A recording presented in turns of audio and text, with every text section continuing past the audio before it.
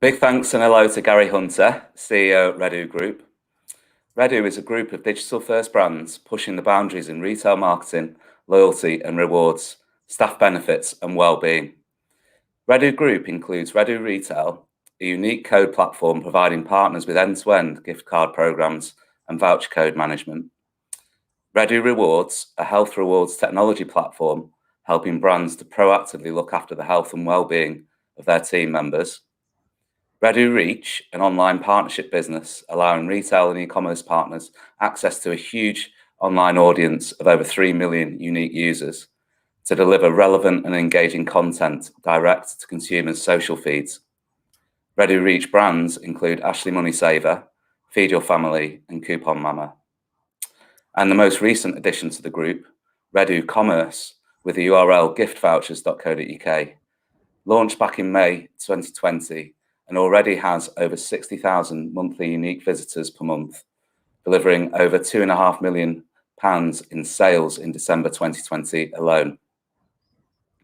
Throughout the past 7 years, Redu Group has won multiple awards and been consistently recognised as a high-profile digital business, evolving and diversifying with business and consumer needs. As CEO, Gary leads the strategic direction of the group and also sits on a number of boards of North East businesses in an advisory capacity. So, welcome, Gary. Thanks so much for taking the time to chat today.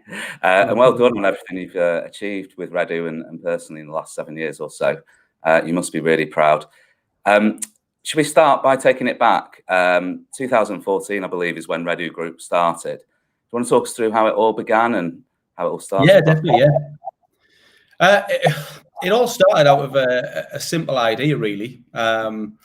One of the things we were doing at the time was trying to order something online, and I think anybody who's ever searched for a voucher code will feel the frustration that I felt back in 2014. You go off and search for a voucher code, and normally you either find one that's expired or you don't find one at all, and you end up the experience for the consumer's awful. You end up not buying the product or moving away and like I said, being frustrated. So we wanted to solve the problem really of when you're on a retailer's website, actually the voucher code should drop down at that point, and you should be able to put it in at that point if you can save money, and it's a much better consumer experience. But yeah, there was nothing out there at the time to do it. So that was the original idea of Redu and what we tried to solve. We built that technology. I mean, there's technology out there that does that now. You probably have heard of Honey or Pouch. They're two of the ones that I know off the top of my head. We did build a technology, and we needed an audience to launch it to. So we started looking for audiences on social media because Facebook was growing at a rapid rate of knots at that point. And that seemed to be where all the action was and the activity. So we actually bought a Facebook page called Ashley Money Saver. And we wanted that audience. It had 15,000 at the time. We wanted to launch the product to that audience.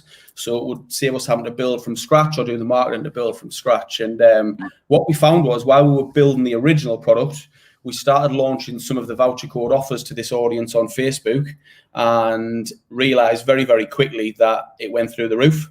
They started ordering a lot of the products direct from the Facebook page. And when we did launch the product, we realized that there wasn't enough traction on that, but there was lots of traction on the page itself. So we decided to just invest the money we had in the actual Facebook page and grow that.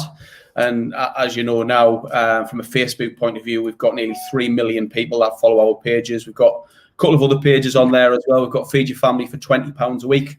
That's a really, really good page for people who are budgeting for their families who maybe only have a small budget every week to feed the family, really. And that's what it's all about. It's about giving them the understanding of how you cook from scratch, what ingredients you need and how you plan that out to make £20 go as far as you can. And it actually really can be done. We've launched a book which proves that. And that's there's another book out right now actually called Feed Your Family for £20 in a Hurry. That's actually in the supermarkets.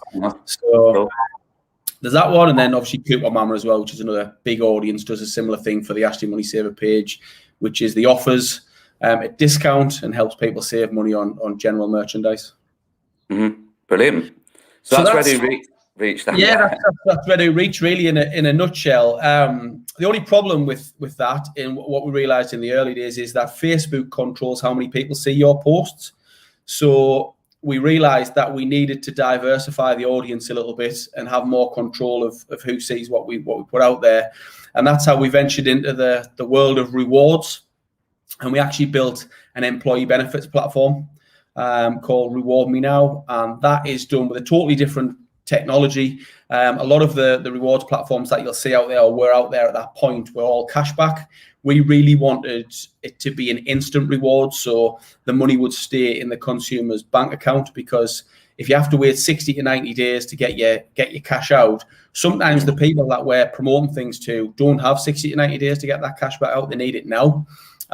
They work from pay to pay, buying what they need to buy, buying essentials, etc. So that's what got us into the gift code technology.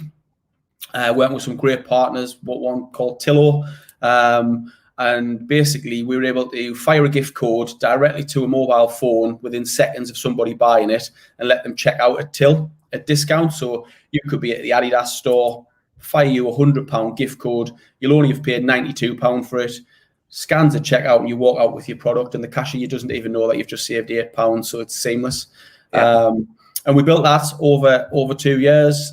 We've got some big clients on there: Hayes Travel, Eddie Stobart, Sunderland Football Club, although Sam always laughs my business partner at that one, because he says only the groundsman and the dog must use it if it's Sunderland. But yeah, so that's done really well. And we've also launched the health rewards side on that as well, which is helping obviously employers look after employees' mental health. I know you want to come back to that, because it's a good one that you like to talk about. And then last but not least is Redu Retail. Well, we actually acquired a business in October last year called MBL Solutions, which was just up the road from us in Cramlington. And it's an absolutely fantastic business, really, really good software. And it just been lacking behind a little bit in the sales pipeline.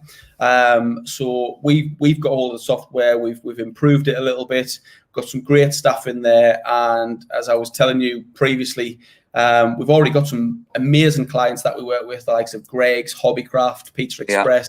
We do the B2B management for, but we've actually just signed another really huge brand this week that we'll be doing the whole process for, so processing, end-to-end fulfillment, and the B2B management. So we're really excited to announce that in the future. So yeah, it's all going really, really well at the moment. Yeah, fantastic.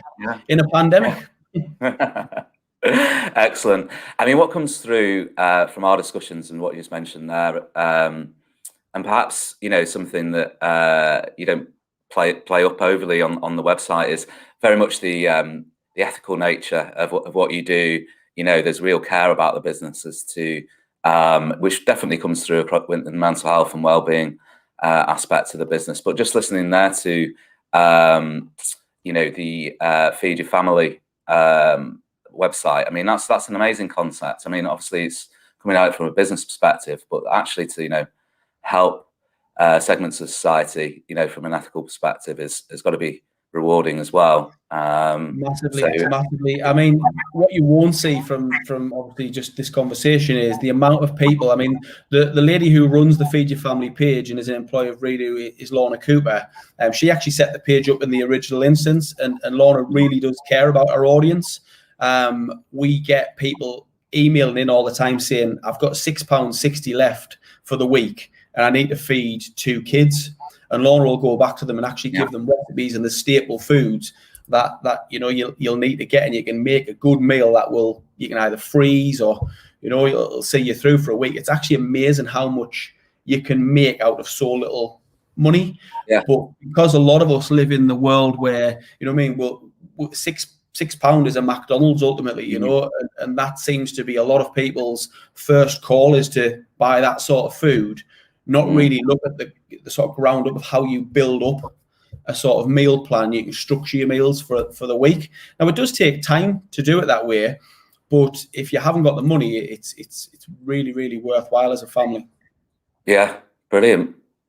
And I can see that underpinning of health as well that we'll come on to, because that is an aspect, not to dwell too much on this, but and I don't want to go off on a tangent, but when people are feeding them on certain types of food, be that fast food or otherwise, it creates that sort of issue in society, if you like, that perhaps they're not looking after or able to look after their health as much, because their sort of food choices are limited, or so the perception of those food choices are. So, well done on the ethical element of the business. It's fantastic. And what comes across, I mean, even on my intro, but certainly, reading around the group and, hearing what you've said so far, it's a very diverse business, covering, well, it's digital first. It covers a large spectrum, a wide spectrum of sort of consumer and business elements to it. Where would you say the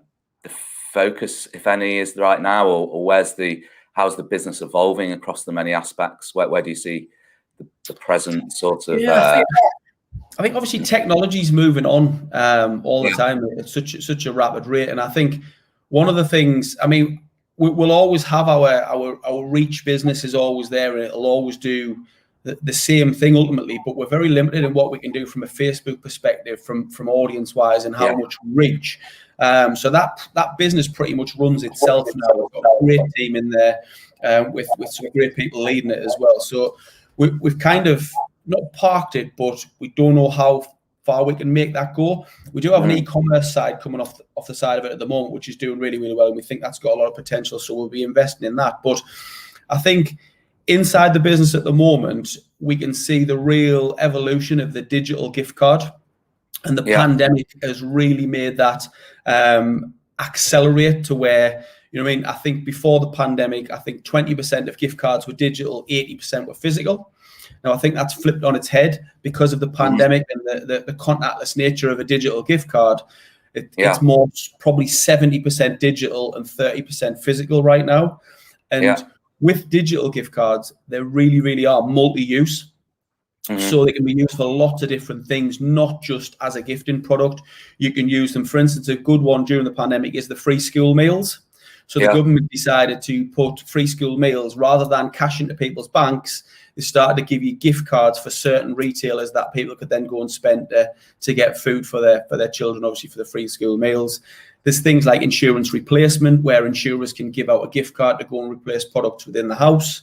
There's just so many cases for gift cards. It's actually fantastic. And one of them is, obviously, when we go to Reward Me Now, is the digital codes that people can use in employee benefit platforms.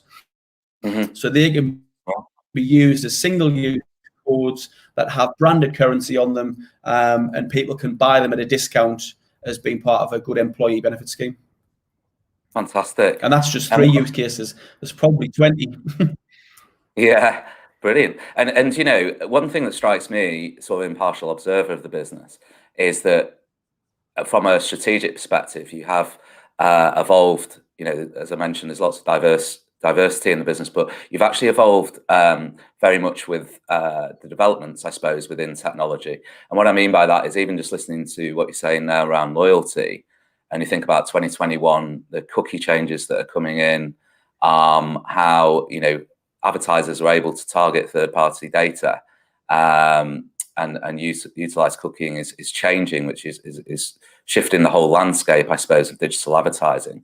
And one of the key trends this year and beyond, and it's been hugely important for a very long time, is sort of first-party data, your own data, and loyalty is a huge part of that. So, listening to what you're saying there around the loyalty and the gift card element of the business, whether this has been an influence over the strategy of that area of the business or not, from a timing perspective, it's never been more important to look after your first-party data, and to the importance of loyalty programs has never been. I mean, definitely for the brands. The brands, have always maybe participated in other loyalty schemes, but I think what you'll find is you'll find a lot of people building their own these days. A lot of the brands building their own loyalty platforms, But what they've got to do is they've got to find a real way of rewarding people, because loyalty is a feeling. It's not just a discount. So a lot of people think by just discounting products that creates loyalty. It actually doesn't. It's how you make somebody feel by what we always call surprise and delight's always the best way to build loyalty. And that is where you get something that you weren't expecting that makes you feel good. And that's really, really the key to building loyalty. It's not you going into a store and saying, because I'm a member of this store, I get 10% off. That's not really loyalty. That's not how you build it. It's not how you build that relationship with your consumer. So it's a huge area, and like you say, with cookie data and things like that, and hopefully it'll be a better experience for consumers, because that's what it's all about at the end of the day. Because you know what it's like, you get followed around the internet of ads, mainly things you've already bought usually. So it's anything that improves that experience from the consumer perspective has got to be good for the industry as well. Great, and it's great to hear what you're saying now around, particularly loyalty is more than discounting and offers. Absolutely, and a lot of brands don't realise that, or don't realise that enough. And often, in my view anyway, the consumers most loyal to the discount rather than to the brand. So exactly. That then breeds a lack of sort of brand loyalty, I suppose, because they're just going where the discounts are. And I know there's these things aren't black and white, and there's always an element of that, but amongst certain consumer groups, but still, seeing beyond just and having a discount policy really, but seeing beyond just discounting and offers as part of your loyalty strategy, if you like, is key.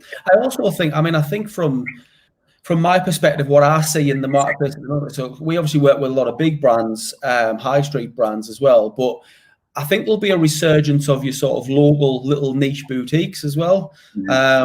Because I think that's one thing the pandemic's done. It's a lot more people are buying local or being going to the local stores. There's a lot more little local stores have launched online.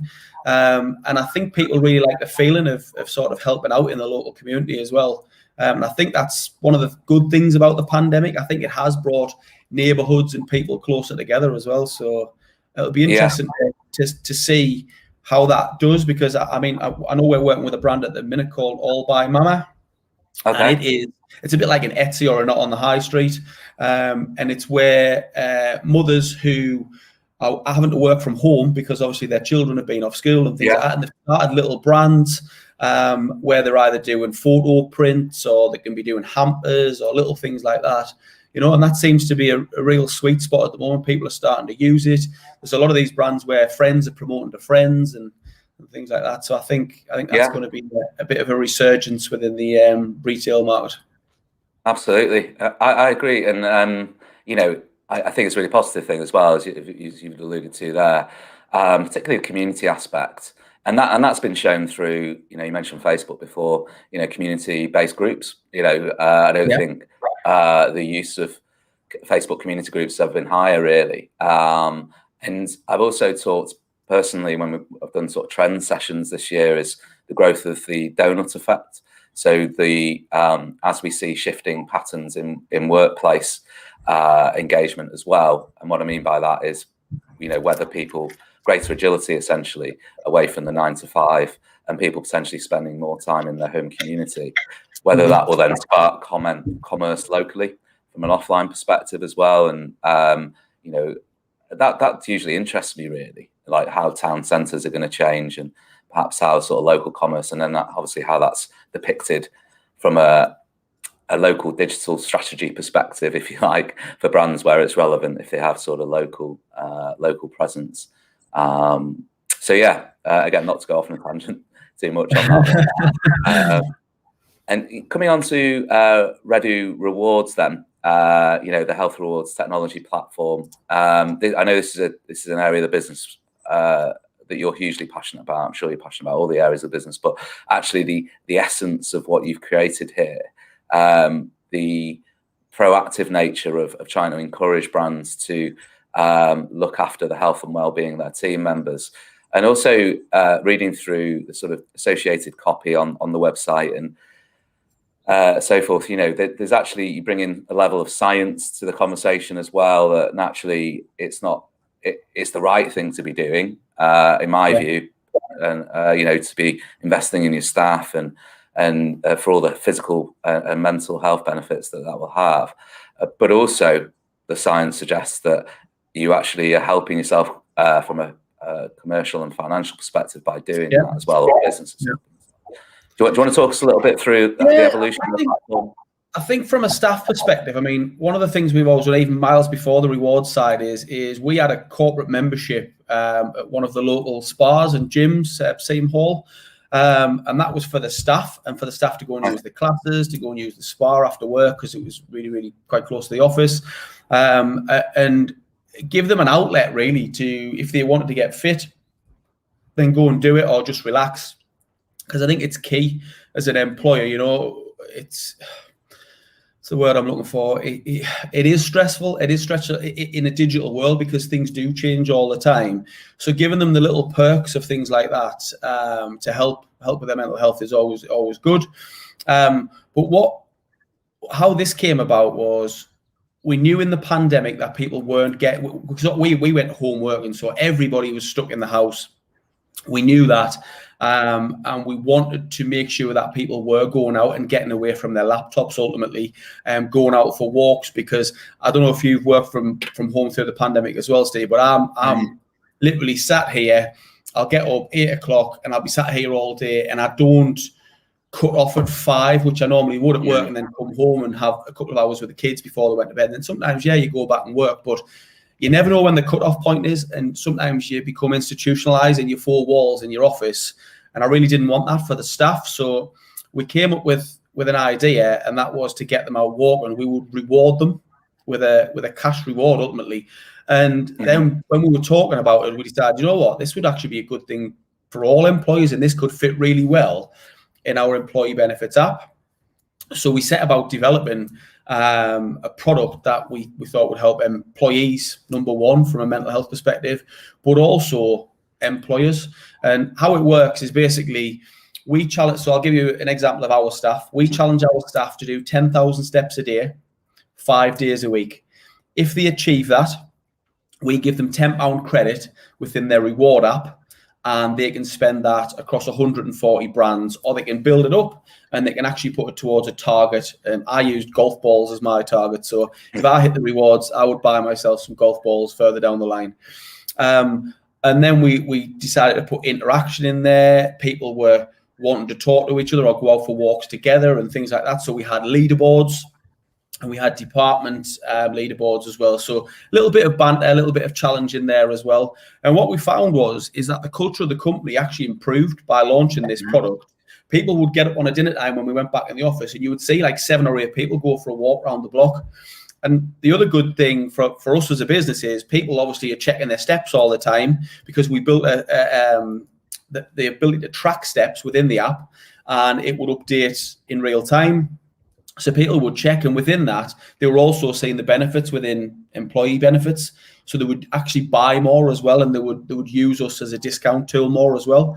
So that was the benefit for us as a business. But as an employer, what you find is if people get up and walk, they're more present when they work, they have better concentration levels.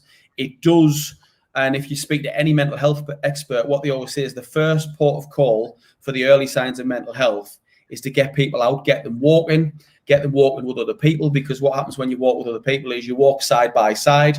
You're more likely to open up and talk about things and get things off your mind if you're not face-to-face and eye contact.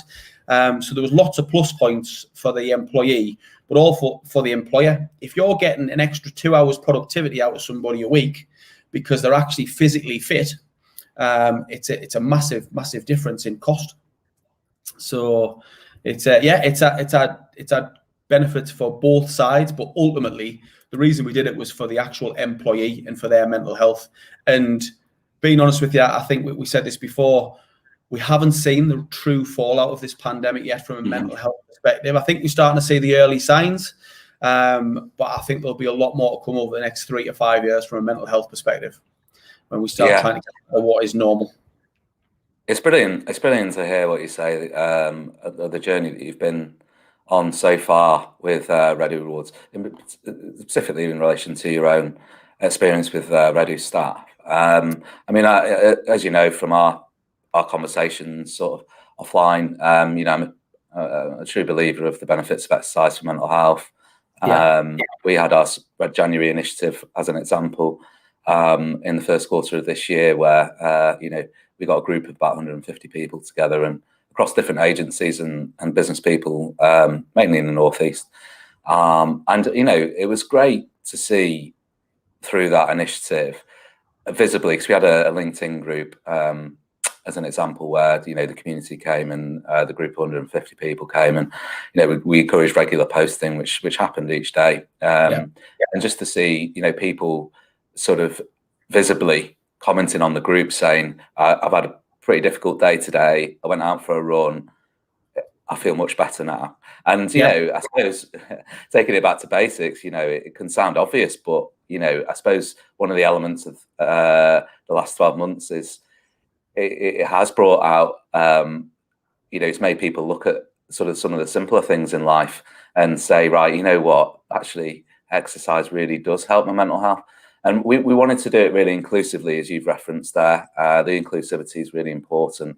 So it's not just about going running or doing sort of more intense exercise. It's very much, just getting out and going for a walk, be it around, the block or around the building. It's just an important thing, really. It is. I mean, it's as simple as, the difference with doing this extra walk on a night is the difference between when you're coming from work, having a cup of tea and a biscuit and sitting on the couch and watching the telly, or actually getting the dog lead, taking the dog and doing another 3,000 steps. And that can be the difference to feeling great about yourself. I mean, as somebody who's done it, I've been all the way through lockdown where I was spending a lot of time in front of the telly, a lot of time eating, find it difficult to motivate yourself. And then for the last sort of, 12 weeks, I've really motivated myself to get back into physical fitness. I feel much better. It not only improves your mental health, but you start eating better as well, because you want to do good things, you want to change and have good habits as well. And going back to the initiative in January, which I think is great, and it happens every January. There's loads of initiatives in January, but fitness is not just for January. Mm-hmm. It needs to be encouraged all the way through the year. And this is a way of doing it, because it's amazing what money can do, isn't it, when it needs to motivate you. Even just £10 a week, which is what we put on offer for hitting the targets, it is a massive motivation. It's the difference at first to get you to do the steps, and then hopefully you build a habit, and then you just want to do it automatically, or you go on to the next stage where you start going to a gym or joining a running club or doing classes or whatever that might be.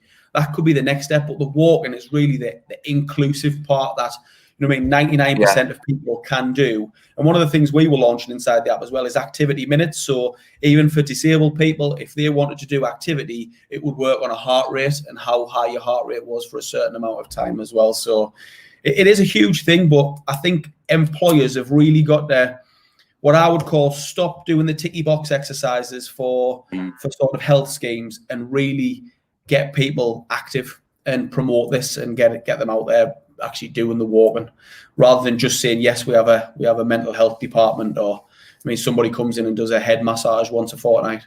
So it's a big thing. And I guess in many ways there's never been a better time to with the changing workplace environment, or anticipated to be, that not every company is going to choose to offer or stipulate that their employees need to go back to the old regime, whatever that might be, 9 to 5, Monday to Friday. So, by having a central app or point where, teams can come together, because they might be working from home for part of the week, they might be working elsewhere, they might be in the office, having that point where they can come together and sort of interact is, I can see the value of that. And why not go ahead now, I guess, because as we return to the office and things start getting I think if you think about people working from home, they might not speak to anybody for like sort of 3 or 4 days, so if you've got this health app and people are talking about going out for a walk, or they're having a bit of banter about it, saying, look who's top of the leaderboard, or you can even high five people in there when they hit the targets and things like that. Little things like that, little mental, ticking the boxes and things like that can do that. So I think from my perspective as well, employers are starting to open up to this sort of thing. A lot of them really do care about their staff, and they're starting to look at ways they could actually look after their mental health a lot better. Yeah. Great.